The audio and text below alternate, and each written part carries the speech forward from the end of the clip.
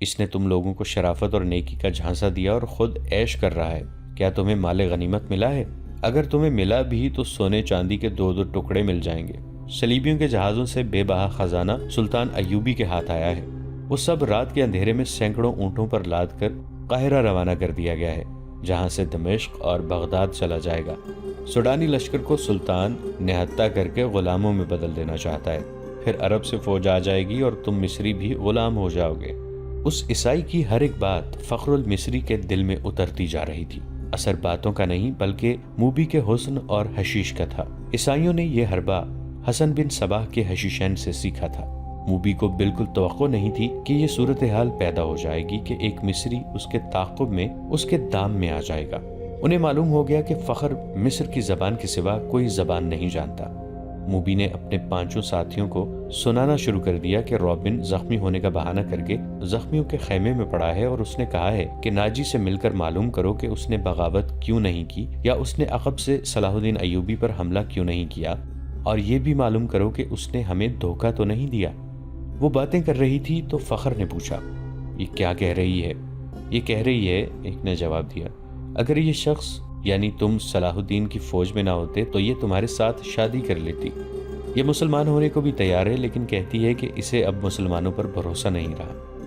فخر نے بےتابی سے لپک کر لڑکی کو بازو سے پکڑا اور اپنی طرف گھسیٹ کر کہا، اگر میں بادشاہ ہوتا تو خدا کی قسم تمہاری خاطر تخت اور تاج قربان کر دیتا۔ اگر شرط یہی ہے کہ میں صلاح الدین ایوبی کی دی ہوئی تلوار پھینک دوں تو یہ لو۔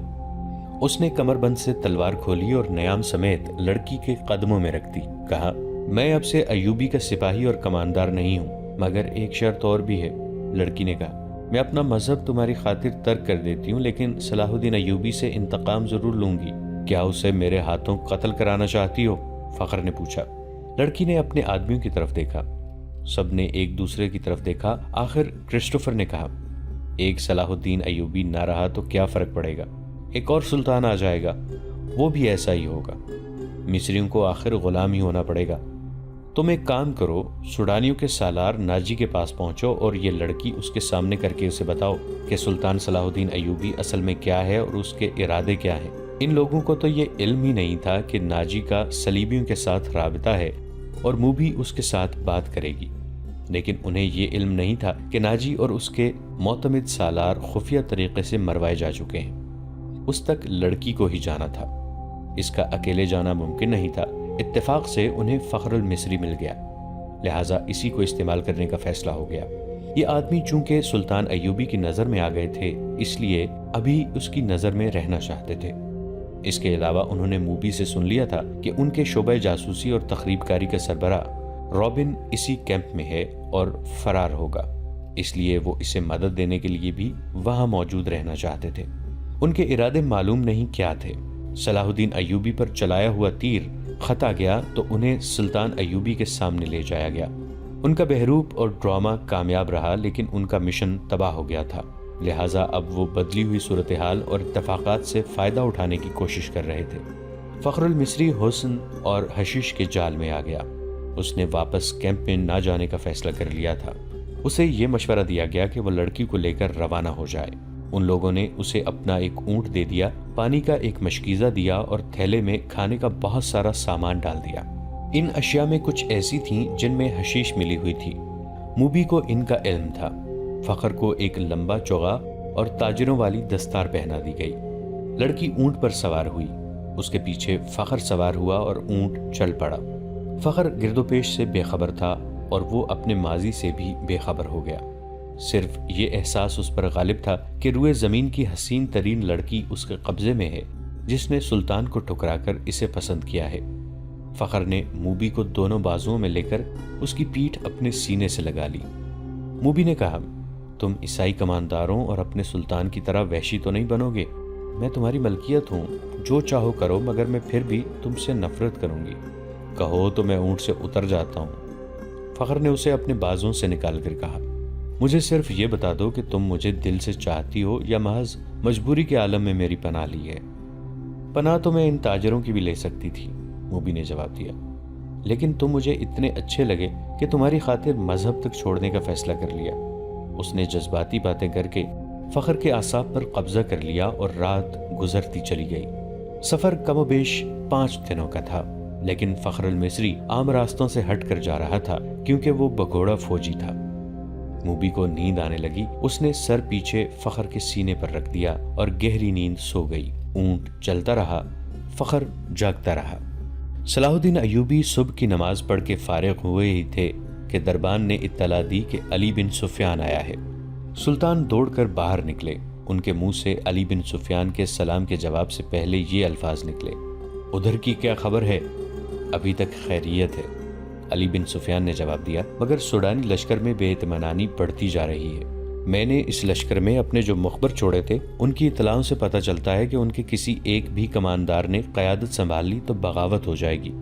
صلاح الدین ایوبی اسے اپنے خیمے میں لے گئے۔ علی بن سفیان کہہ رہا تھا: ناجی اور اس کے سرکردہ سالاروں کو تو ہم نے ختم کر دیا ہے، لیکن وہ مصری فوج کے خلاف سوڈانیوں میں نفرت کا جو زہر پھیلا گئے تھے اس کا اثر ذرا بھر کم نہیں ہوا۔ ان کی بے اطمینانی کی دوسری وجہ ان کے سالاروں کی گمشدگی ہے۔ میں نے اپنے مخبروں کی زبانی یہ خبر مشہور کرا دی ہے کہ ان کے سالار بحر روم کے محاذ پر گئے ہوئے ہیں، مگر امیر محترم، مجھے شک ہوتا ہے کہ سوڈانیوں میں شکوک اور شبہات پائے جاتے ہیں، جیسے انہیں علم ہو گیا ہے کہ ان کے سالاروں کو قید کر لیا گیا ہے اور مار بھی دیا گیا ہے۔ اگر بغاوت ہو گئی تو مصر میں ہمارے جو دستے ہیں وہ اسے دبا دیں گے۔ صلاح الدین ایوبی نے پوچھا: کیا وہ 50,000 تجربہ کار فوج کا مقابلہ کر سکیں گے؟ مجھے شک ہے۔ مجھے یقین ہے کہ ہماری قلیل فوج سوڈانیوں کا مقابلہ نہیں کر سکے گی، علی بن سفیان نے کہا۔ میں اس کا بندوبست کر آیا ہوں۔ میں نے عالی مقام نور الدین زنگی کی طرف 2 تیز رفتار قاصد بھیج دیے ہیں۔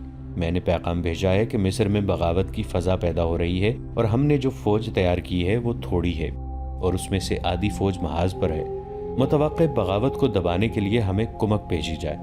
مجھے ادھر سے کمک کی امید کم ہے، سلطان ایوبی نے کہا۔ پرسوں ایک قاصد یہ خبر لایا کہ زنگی نے فرینکیوں پر حملہ کر دیا تھا۔ یہ حملہ انہوں نے ہماری مدد کے لیے کیا تھا۔ فرینکیوں کے عمراء اور فوجی قائدین بحر روم میں صلیبیوں کے اتحادی بیڑے میں تھے اور فرینکیوں کی کچھ فوج مصر میں داخل ہو کر عقب سے حملہ کرنے اور ہمارے سوڈانی لشکر کی پشت پناہی کے لیے مصر کی سرحد پر آ گئی تھی۔ محترم زنگی نے ان کے ملک پر حملہ کر کے ان کے سارے منصوبے کو ایک ہی وار میں برباد کر دیا ہے اور شاہ فرینک کے بہت سے علاقے پر قبضہ کر لیا ہے۔ انہوں نے صلیبیوں سے کچھ رقم بھی وصول کی ہے۔ صلاح الدین ایوبی خیمے کے اندر ٹہلنے لگے، جذباتی لہجے میں بولے: سلطان زنگی کے قاصد کی زبانی وہاں کے کچھ ایسے حالات معلوم ہوئے ہیں جنہوں نے مجھے پریشان کر رکھا ہے۔ کیا آپ صلیبی ادھر یلغار کریں گے؟ علی بن سفیان نے پوچھا۔ مجھے صلیبیوں کی یلغار کی ذرا بھر بھی پرواہ نہیں ہے، سلطان ایوبی نے جواب دیا۔ پریشانی یہ ہے کہ کفار کی یلغار کو روکنے والے شراب کے مشکوں میں ڈوب گئے ہیں۔ اسلام کے قلعے کے پاسبان حرم میں قید ہو گئے ہیں۔ عورت کی زلفوں نے انہیں پابند زنجیر کر دیا ہے۔ علی، چچا اسد الدین شیرکوہ کو اسلام کی تاریخ کبھی فراموش نہیں کر سکے گی۔ کاش وہ آج زندہ ہوتے۔ میدان جنگ میں مجھے وہی لائے تھے۔ ہم نے بڑے مشکل وقت دیکھے ہیں علی۔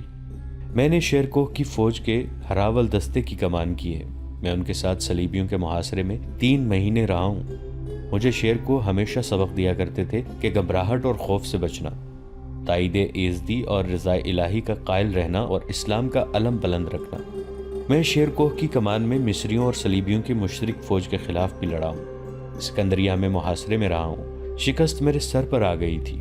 میرے مٹھی بھر عسکری بددل ہوتے جا رہے تھے۔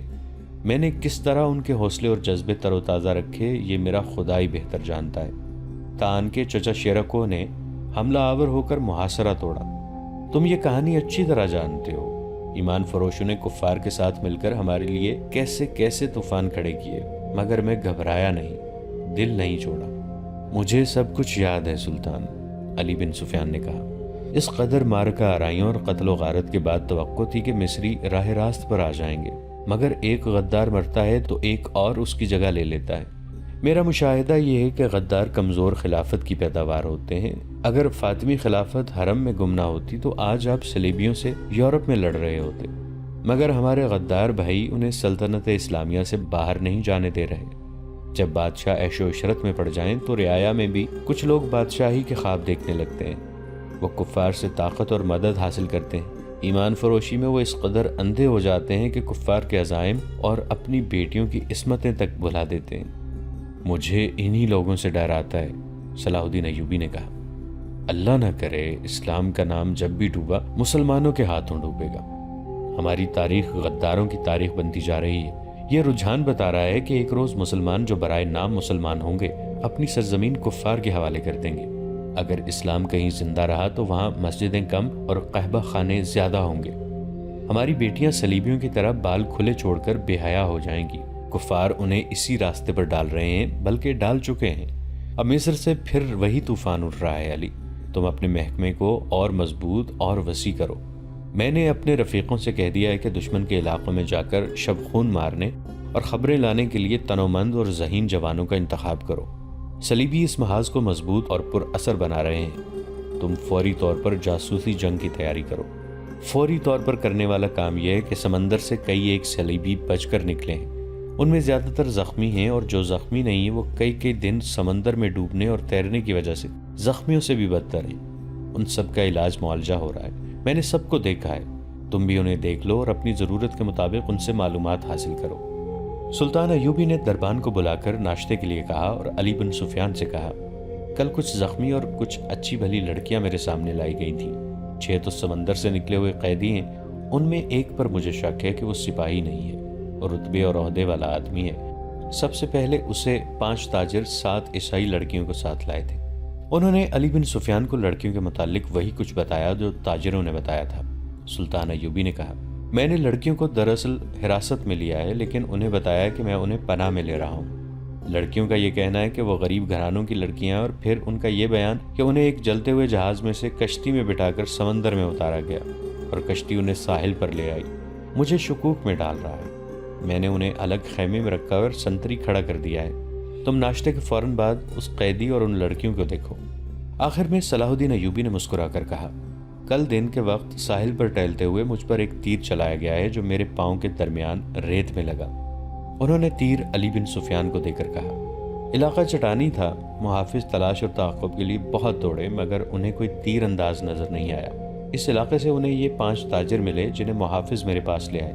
انہوں نے یہ 7 لڑکیاں بھی میرے حوالے کی اور چلے گئے۔ اور وہ چلے گئے؟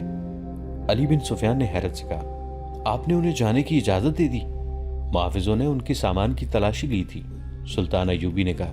ان سے کوئی ایسی چیز برآمد نہیں ہوئی جس سے ان پر شک ہوتا۔ علی بن سفیان تیر کو غور سے دیکھتا رہا اور بولا، سلطان اور سراغ رساں کی نظر میں بڑا فرق ہوتا ہے۔ میں سب سے پہلے ان تاجروں کو پکڑنے کی کوشش کروں گا۔ علی بن سفیان صلاح الدین ایوبی کے خیمے سے باہر نکلا تو دربان نے اسے کہا، یہ کماندار اطلاع لایا ہے کہ کل 7 عیسائی لڑکیاں قید میں آئی تھیں، ان میں سے ایک لاپتہ ہے۔ کیا سلطان کو یہ اطلاع دینا ضروری ہے؟ یہ کوئی اہم واقعہ تو نہیں کہ سلطان کو پریشان کیا جائے؟ علی بن سفیان گہری سوچ میں پڑ گیا۔ کماندار جو اطلاع دینے آیا تھا اس نے علی بن سفیان کے قریب آ کر آہستہ سے کہا، ایک عیسائی لڑکی کا لاپتہ ہو جانا تو اتنا اہم واقعہ نہیں، مگر اہم یہ ہے کہ فخر المصری نام کا کماندار بھی رات سے لاپتہ ہے۔ رات کے سنتریوں نے بتایا کہ وہ لڑکیوں کے خیمے تک گیا تھا، وہاں سے زخمیوں کے خیموں کی طرف گیا اور پھر کہیں نظر نہیں آیا۔ رات وہ گشت پر نکلا تھا۔ علی بن سفیان نے ذرا سوچ کر کہا، یہ اطلاع سلطان تک ابھی نہ جائے۔ رات کے اس وقت کے تمام سنتریوں کو اکٹھا کرو جب فخر گشت پر نکلا تھا۔ اس نے سلطان ایوبی کے محافظ دستے کے کماندار سے کہا کہ کل سلطان کے ساتھ جو محافظ ساحل تک گئے تھے انہیں لاؤ۔ وہ وہیں تھے۔ چاروں سامنے آ گئے تو علی بن سفیان نے انہیں کہا، کل جہاں تم نے تاجروں اور لڑکیوں کو دیکھا تھا وہاں فوراً پہنچو۔ اگر وہ تاجر ابھی تک وہیں ہیں تو انہیں حراست میں لے لو اور وہیں میرا انتظار کرو، اور اگر جا چکے ہوں تو فوراً واپس لاؤ۔ محافظ روانہ ہو گئے تو علی بن سفیان لڑکیوں کے خیمے تک گئے۔ 6 لڑکیاں باہر بیٹھی تھیں اور سنتری کھڑا تھا۔ علی نے لڑکیوں کو اپنے سامنے کھڑا کر کے عربی زبان میں پوچھا، 7ویں لڑکی کہاں ہے؟ لڑکیوں نے ایک دوسرے کے منہ کی طرف دیکھا اور سر ہلائے۔ علی بن سفیان نے کہا، تم سب ہماری زبان سمجھتی ہو؟ لڑکیاں اسے حیران سا ہو کر دیکھتی رہیں۔ علی ان کے چہروں اور ٹیل ڈول سے شک میں پڑ گیا تھا۔ وہ لڑکیوں کے پیچھے جا کھڑا ہوا اور عربی زبان میں کہا، ان لڑکیوں کے کپڑے اتار کر ننگا کر دو اور 12 وحشی قسم کے سپاہی بلاؤ۔ تمام لڑکیاں بدک کر پیچھے کو مڑیں۔ 2-3 نے بیک وقت بولنا شروع کر دیا۔ وہ عربی زبان بول رہی تھیں۔ لڑکیوں کے ساتھ تم ایسا سلوک نہیں کر سکتے، ایک نے کہا، ہم تمہارے خلاف نہیں لڑیں۔ علی بن سفیان کی ہنسی نکل گئی۔ اس نے کہا، میں تمہارے ساتھ بہت اچھا سلوک کروں گا۔ تم نے جس طرح ایک ہی دھمکی سے عربی بولنی شروع کر دی ہے، اب بغیر کسی دھمکی کے یہ بتا دو کہ 7ویں لڑکی کہاں ہے۔ سب نے لا علمی کا اظہار کیا۔ علی نے کہا، میں اس سوال کا جواب لے کر رہوں گا۔ تم نے سلطان پر ظاہر کیا ہے کہ تم ہماری زبان نہیں جانتی، اب تم ہماری زبان ہماری طرح بول رہی ہو، کیا میں تمہیں چھوڑ دوں گا؟ اس نے سنتری سے کہا، انہیں خیمے کے اندر بٹھا دو۔ رات کے سنتری آ گئے تھے۔ فخر المصری کی گشت کے وقت کے سنتریوں سے علی بن سفیان نے پوچھ گچھ کی۔ آخر لڑکیوں کے خیمے والے سنتری نے بتایا کہ فخر رات اسے یہاں کھڑا کر کے زخمیوں کے خیموں کی طرف گیا تھا۔ تھوڑی دیر بعد اسے اس کی آواز سنائی دی، کون ہو تم؟ نیچے آ جاؤ۔ سنتری نے ادھر دیکھا تو اندھیرے میں اسے کچھ بھی نظر نہ آیا۔ سامنے مٹی کے ٹیلے پر اسے ایک آدمی کا سایہ سا نظر آیا اور وہ سایہ وہیں غائب ہو گیا۔